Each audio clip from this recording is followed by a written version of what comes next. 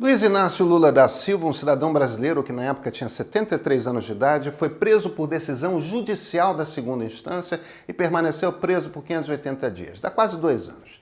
E 3 anos após sua convicção, quando ele já estava em casa, um ministro do Supremo Tribunal Federal decidiu que o julgamento não valia, que o caso não era para ter sido julgado onde foi. Sabe por que esse assunto é tão difícil? Porque é quase impossível hoje encontrar alguém no Brasil que ouça o nome de Lula e não tenha uma reação gutural, uma reação emotiva. A quantidade de gente que eu vi sorrindo esses dias e a quantidade de gente que eu vi numa zanga só. Um dos pais da sociologia, Max Weber, passou um tempo tentando explicar isso, o carisma. Os líderes carismáticos têm essa capacidade de envolver as pessoas. É como se emanassem qualquer coisa de sobrenatural. Temos vários líderes assim na história brasileira. Temos uma predileção por líderes assim, que movem as pessoas pela emoção, que as deixam realmente mexidas. É cultural. E nenhum líder na sua geração tem o carisma como Lula tem. O resultado é sempre amor devoto ou ódio puro. Nenhum dos dois é racional. Mas ele é um homem, um ser humano como eu e como você.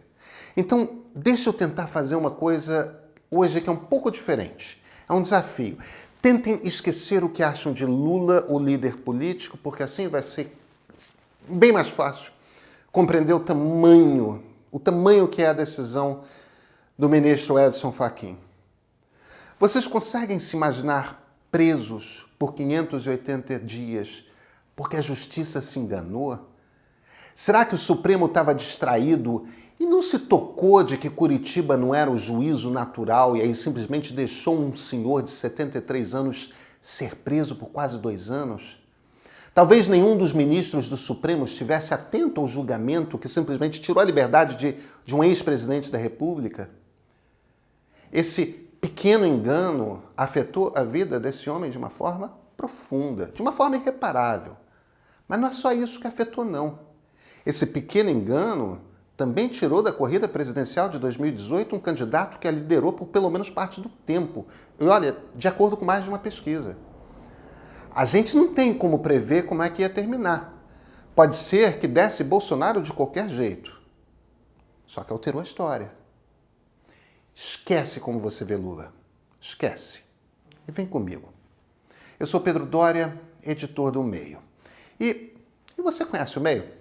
Gratuito, de segunda a sexta, chega cedo no seu e-mail. Leitura rápida, só 8 minutos. E o essencial para você compreender o dia. Assina lá. E esse aqui? Esse é o ponto de partida.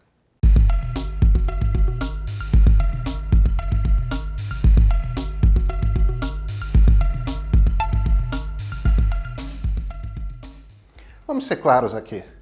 Ninguém acha que Edson Fachin tomou a decisão que tomou porque percebeu uma tecnicalidade e aí tecnicamente soltou uma decisão monocrática. A ação de Fachin foi política. O juiz Sérgio Moro estava para ser designado como suspeito no julgamento de Lula. Não tem jeito. As conversas da Vaza Jato deixam claro que ele combinava o jogo com os procuradores da Força Tarefa. Eles deixaram as provas. Foram coletadas de forma ilegal? Foram. Mas é evidente que Moro tinha lado no julgamento de Lula. Só que para Fachin, isso abre um risco. É o risco de todas as condenações da Lava Jato serem anuladas. Pois então tentou tirar da frente o caso de Lula, que é o que gera mais comoção. O objetivo é livrar Moro de ser declarado suspeito. Não por Moro, mas para tentar salvar ao menos parte da Lava Jato. Só que isso é um problema, porque faz algum tempo que a justiça brasileira está operando desse jeito. As decisões têm a ver com o momento, têm a ver com o objetivo político de cada um, com a estratégia. Aí, reagimos às decisões da justiça, também nós, de forma política.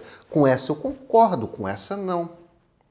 O principal crítico da parcialidade de Sérgio Moro no Supremo é o ministro Gilmar Mendes. A Malu Gaspar, colunista do Globo, estava lembrando esses dias que Gilmar mandou soltar, faz pouco tempo, tá? Uns anos. Mandou soltar um empresário do Rio de cujo filho ele havia sido padrinho de casamento. Ele não se achava suspeito. E ninguém no Supremo o contestou. Então nisso ficou.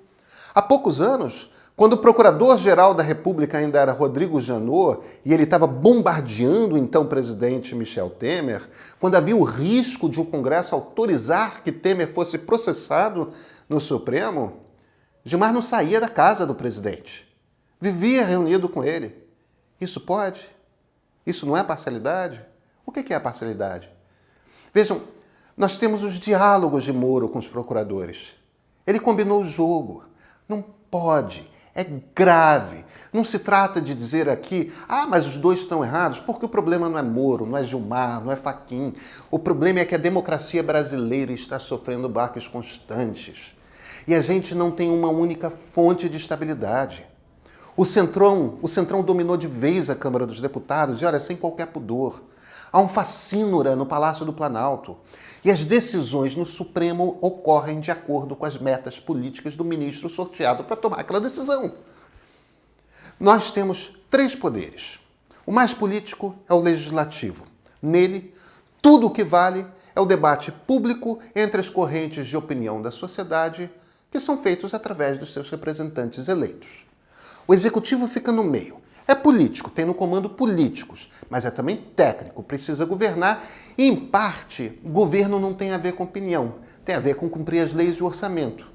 É por isso, em tese, que existem políticas de Estado e o funcionalismo público é concursado, continua, entra governo, sai governo. O judiciário sempre terá política salpicada, mas deveria ser o menos político dos 3. Não está sendo. E por isso é uma das principais fontes de instabilidade da nossa democracia. Mudam os ventos, mudam as decisões. Às vezes, mudam as decisões dos mesmos ministros.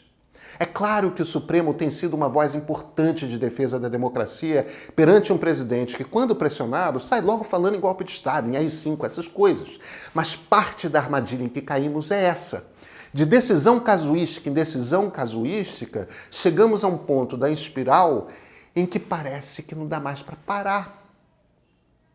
A decisão do ministro Fachin, ela é completamente absurda. É absurda porque, se estiver correta, então ele e o Supremo cometeram um erro não só grave, como irreparável. Se a decisão de que o julgamento de Lula foi feito numa corte que não tinha autoridade para isso, o que o Supremo está dizendo à nação é que a justiça interferiu ilegalmente para tirar do páreo eleitoral um candidato com chances de chegar ao Planalto. E isso não é só Sérgio Moro, isso inclui o Supremo Tribunal Federal. É uma interferência inadmissível no processo democrático. Só que existe a possibilidade de a decisão de Fachin estar incorreta. Aí é igualmente um erro grave e irreparável, o de colocar agora nessa disputa alguém que não deveria estar nela. Não pode esse nível de atraso para uma decisão dessas, não pode. É brincar com o processo democrático. E essa altura, gente, são jogadores demais brincando com o processo democrático.